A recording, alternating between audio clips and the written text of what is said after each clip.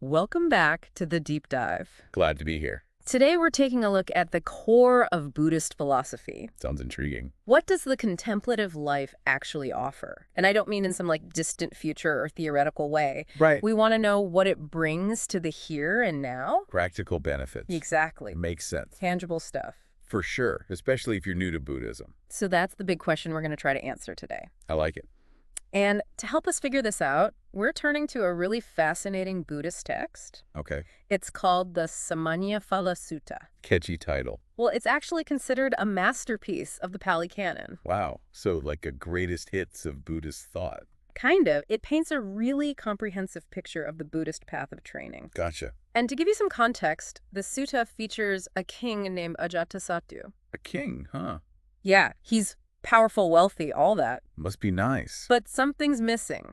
Oh, I see. He's not really at peace. Restless. Exactly. Happens to the best of us. So he goes to the Buddha with this super direct question. Lay it on me. He sees all these skilled workers around him, like carpenters, chariot makers. You collar folks. Right, and they're all getting these clear results from their work, visible benefits right there in their lifetime. Makes sense. So he's wondering, is there something similar for those who choose a contemplative life? He wants to know if there's a payoff. Yeah, some kind of fruit that you can see and experience in the here and now. He wants proof. Basically. Interesting. And the sutta we're looking at today is a translation by Thanissaro Bhikkhu from dhammatalks.org.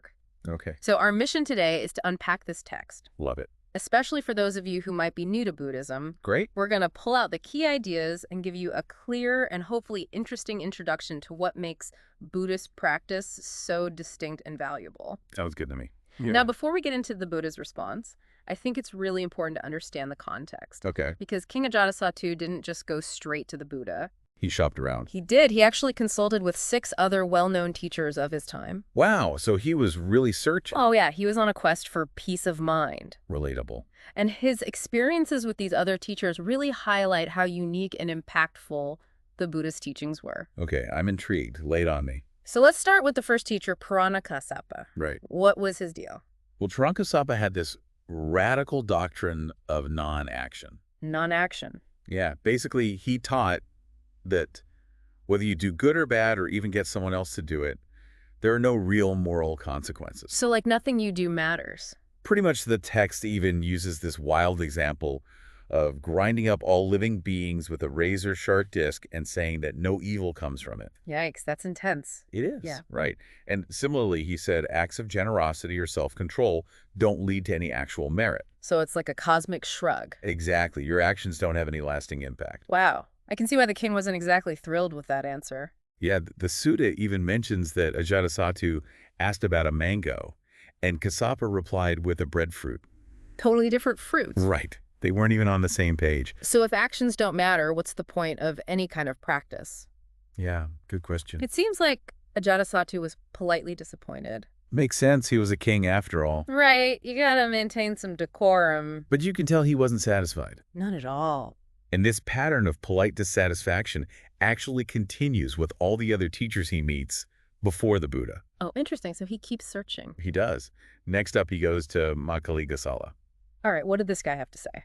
Well, Makkhali Gosala believed in purification through wandering on. Wandering on? Yeah. The idea is that you become purified automatically just by going through countless cosmic cycles. So like no effort required. Exactly. He taught that there's no actual cause for why we become impure or pure. It just happens naturally according to fate and these cosmic laws. Sounds kind of passive. Very much so. And he had this incredibly detailed explanation of all these different stages and beings that everyone will eventually go through. Now everyone's on this like predetermined cosmic roller coaster. Basically, and eventually everyone reaches purification. Interesting. But I can see why Ajātasattu wouldn't be satisfied with that either. Right. He's asking about a benefit he can experience now. And Gosala is talking about something that's going to happen eons from now. Yeah, not very helpful for someone looking for tangible results in their current life. Totally. Okay, so next, Ajātasattu goes to see Achita Kesakambalan. Hit me. Ajita had a very different view. Right. He was all about annihilationism. Annihilationism. Yeah, basically he said there's no afterlife, no rewards or punishments for good or bad deeds. Like a cosmic reset button. Pretty much he believed that we're just made up of the four elements, earth, water, fire, and air. Basic building blocks. Right, and when we die, those elements just break apart and that's it, the end. No soul, no rebirth. Nope, nothing continues. Wow, that's a pretty stark perspective. It is right. And from that viewpoint, what fruit could a contemplative life possibly offer? Not much, I guess, if everything just ends anyway. Exactly. It doesn't really address the king's desire for meaningful benefit in this lifetime. Makes sense. So he keeps on searching. He does. Next up, he meets Pakuta Kakayana. All right, what did he teach? Well, Pakuta had this really interesting theory about non-relatedness. Non-relatedness? Yeah, he said that there are 7 eternal uncreated substances. Okay, what are they? They're earth, water, fire, wind, pleasure, pain, and the soul. Okay. And he believed that these substances never actually interact or affect each other. Wait, so like even if you stab someone with a sword, it doesn't really hurt them? That's what he believed. He said it's just the sword passing through these unchanging substances. Wow, that's a tough one to wrap your head around. It is, right. But the main point is that if nothing truly interacts, then no one is really responsible for their actions. So like no karma. Exactly. And the contemplative life wouldn't really have any impact on these fundamental, unchanging elements. So again, no real tangible benefit. Nope. Ajātasattu's question goes unanswered. It's like he's hitting a wall with each of these teachers. He is. It's a lot of philosophical dead ends. Poor guy. Yeah. Well, his search continues, and next he encounters Nigana Natpatutha. Okay, I've heard of him. Wasn't he the founder of Jainism? He was. And his teaching centered around the fourfold restraint. Fourfold restraint. Yeah, specifically a restraint concerning all waters.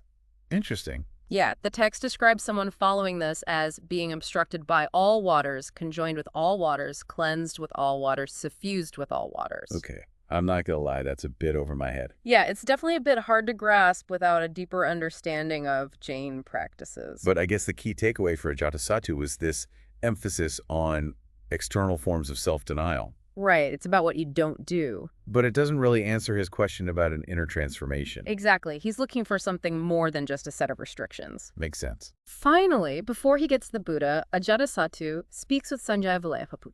Okay, and how did that go?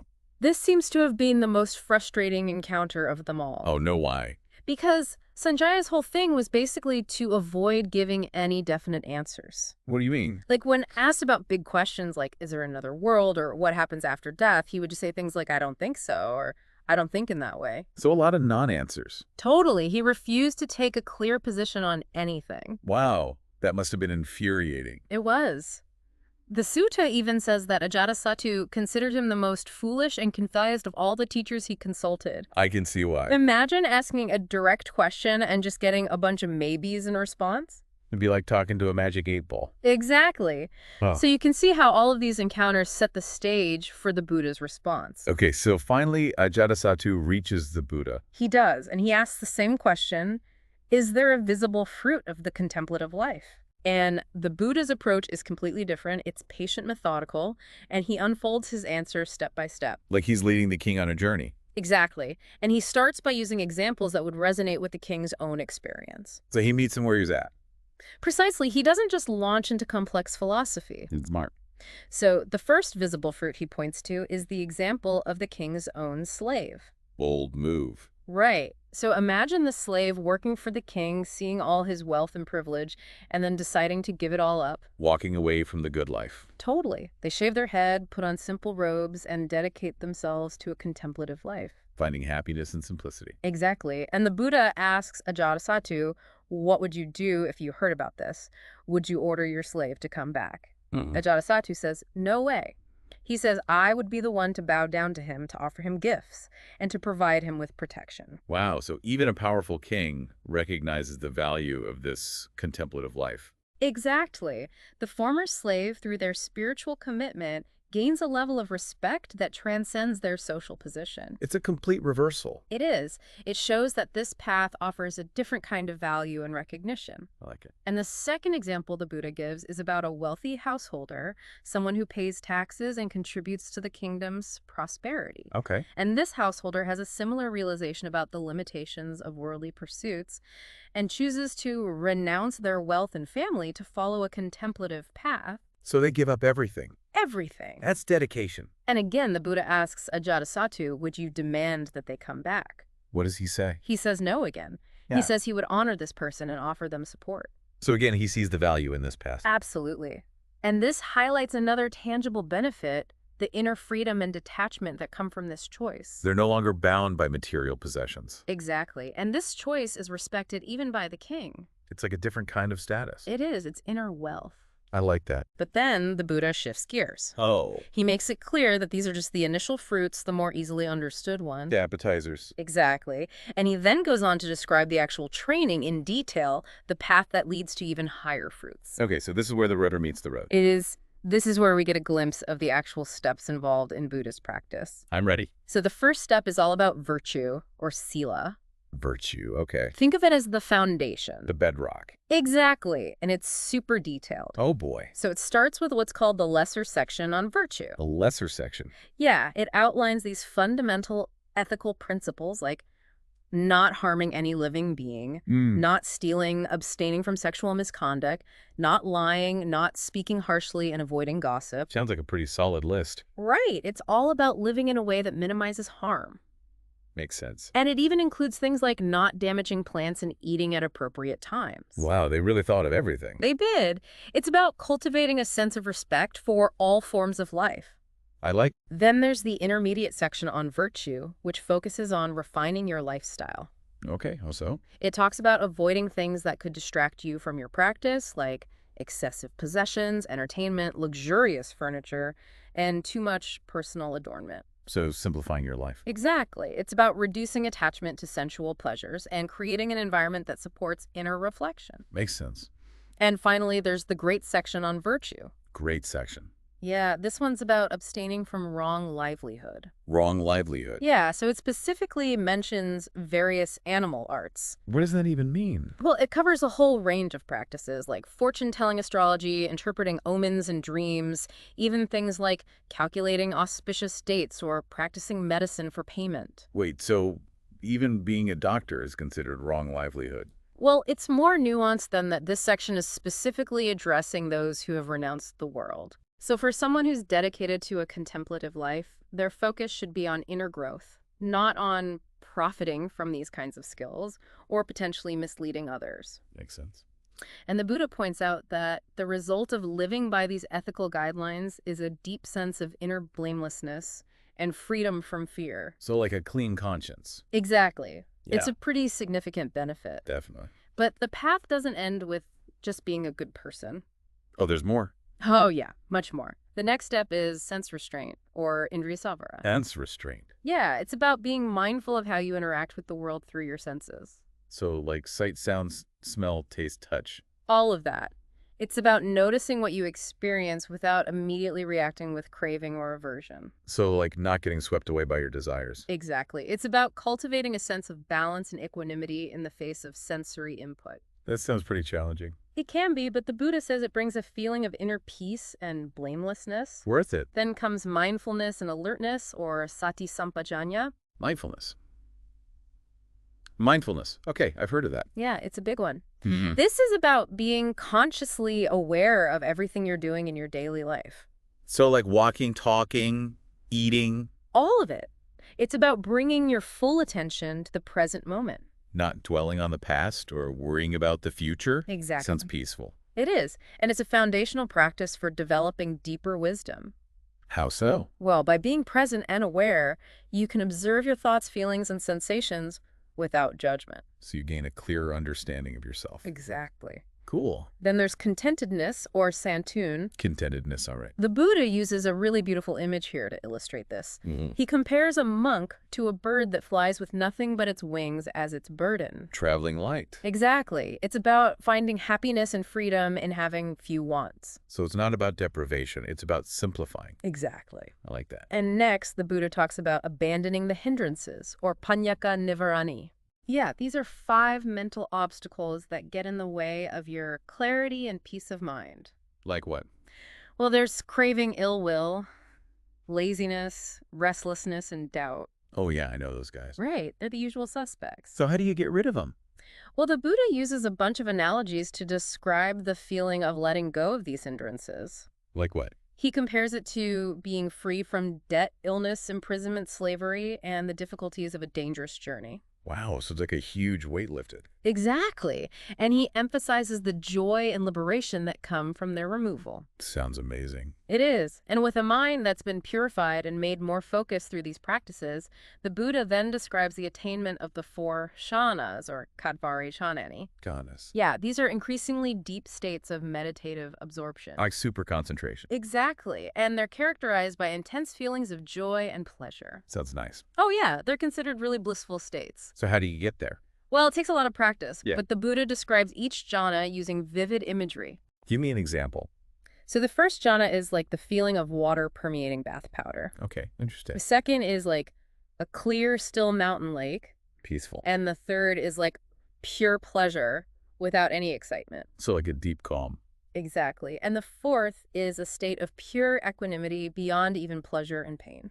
Wow, that sounds transcendental. It is. And these jhanas are considered some of the most significant fruits of the contemplative life. They're like the summit of meditation. Exactly. Okay, I'm ready for more. All right, so after the jhanas, the Buddha talks about insight knowledge, or jnanadasana. Insight knowledge. Yeah, this is where the mind is directed towards understanding the true nature of reality. So like seeing things as they really are. Exactly. And he uses the analogy of a clear crystal with a thread running through it. Okay, I'm picturing it. You can see both the crystal and the thread perfectly clearly. Gotcha. And this represents the ability to see the interconnectedness of everything. So like a deep understanding of how things work. Exactly. And from this foundation of concentrated awareness and insight, the Buddha then describes some truly extraordinary abilities that can arise. Okay, like what? Well, first, there's the mind-made body, or manomayiti, which is the ability to create another body from this one, complete in every way. Like a clue. Kind of. He uses analogies like pulling a reed from its sheath or a sword from its scabbard to describe it. So it's separate but connected. Exactly. And then there are various supernormal powers, or iddhivida. Supernormal powers, like superpowers. Kind of, like being able to multiply your body, pass through walls, walk on water, fly through the air, and even touch the sun and moon. That's some serious stuff. It is, right? And he uses analogies of a skilled potter, ivory carver, and goldsmith to suggest the level of mastery involved. So it's not just about magic, it's about skill and precision. Exactly. Okay, I'm hooked. What else? He also mentions clairaudience, or dibbasota, which is the ability to hear sounds both near and far, human and divine. So like super hearing. Pretty much he compares it to hearing all the different sounds on a busy road. Makes sense. Then there's mind reading, or parasita vijnana, the ability to know the thoughts and feelings of others. Wow, so like telepathy. Exactly. He compares it to seeing your own reflection in a mirror. Okay, I see the connection. And finally, there's recollection of past lives, or pabanivasanusati, the ability to remember your previous existences. Whoa, that's mind-blowing. It is right. He compares it to remembering journeys between different villages. Like accessing a cosmic travelogue? Exactly. Okay, this is getting pretty intense. I know, right?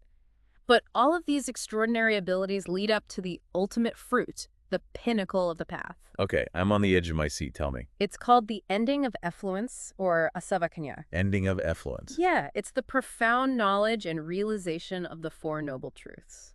Okay, remind me what those are again. So there's the truth of suffering, the truth of the origin of suffering, the truth of the cessation of suffering, and the truth of the path to the cessation of suffering. At the core of Buddhist teaching. Exactly. And this final fruit is about completely uprooting the defilements that cause suffering, like craving, attachment, and ignorance. So it's about achieving true liberation. Exactly. And it leads to the deep understanding that birth is ended, The holy life fulfilled the task done. Wow, that's powerful. And the analogy the Buddha uses here is of a clear, still pool where you can see all the shells, gravel, and fish at the bottom. So like perfect clarity. Exactly. It represents a complete and total understanding of reality. So that's the ultimate goal. It is. The Buddha emphasizes that there is no fruit higher or more sublime than this. So what happens to King Ajātasattu after all of this? Well, he has a pretty profound reaction. He exclaims magnificent and declares that he takes refuge in the triple gem, the Buddha, the Dhamma, and the Sangha. So he's all in. He is. He finally understands the depth and transformative potential of this path. I bet he's glad he didn't settle for any of those other answers. Oh, yeah, for sure. But the text does mention that his initial faith was somewhat limited because of his past actions. Like what? Well, he actually confessed to the Buddha that he had killed his own father. Whoa, that's a heavy one. It is. But the Buddha accepted his confession and encouraged him to use it as a motivation for future restraint and spiritual growth. That's compassion right there. It is. And even though his past actions prevented him from attaining full insight at that moment, later commentary suggests that he eventually did achieve enlightenment. Wow. So even after doing something so terrible, he was still able to find liberation. Exactly. It shows the power of transformation. Incredible. So as we wrap up this deep dive, I think the key takeaway is this. The fruit of the contemplative life isn't some vague, far-off ideal. Right. It's a real path with tangible benefits that you can experience right here and now. From greater peace of mind to deeper understanding. Exactly. And it all starts with those basic ethical principles. Absolutely. I like it. So I hope this exploration of the Sāmaññaphala Sutta has given you a better understanding of what Buddhist practice is all about. Me too. It's a fascinating text. And as you go about your day, I encourage you to reflect on these different fruits and see which ones resonate with you. Maybe you'll be inspired to start your own journey. You never know. Thanks for joining us on the deep dive. It's been a pleasure. We'll see you next time. Until then.